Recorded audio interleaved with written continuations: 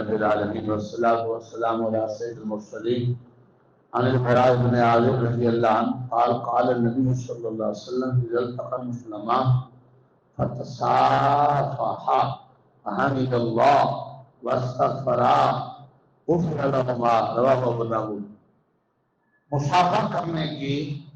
اہمیت، اس کا جو ثواب اور اس کی برکت بیان ہو رہی ہے حدیث کی روشنی میں۔ پہلے اسلام کی اہمیت بیان ہو رہی ہے۔ سنن ابی داؤد کی حدیث ہے، حضرت براء بن عازب رضی اللہ عنہ راوی، رسول پاک صلی اللہ علیہ وسلم نے فرمایا جب دو مسلمانوں کی ملاقات ہو اور وہ مصافحہ کریں اور اس کے ساتھ اللہ تعالیٰ کی حمد اور اپنے لیے مغفرت طلب کریں، تین بات: مصافحہ، اللہ تعالیٰ کی حمد، اللہ تعالیٰ شکر ہے الحمدللہ، اس طرح کا کوئی جملہ، آپ نے لیے بخشش یا اللہ نے معاف کر،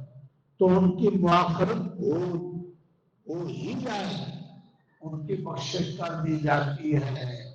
اللہ سب نے عمل کر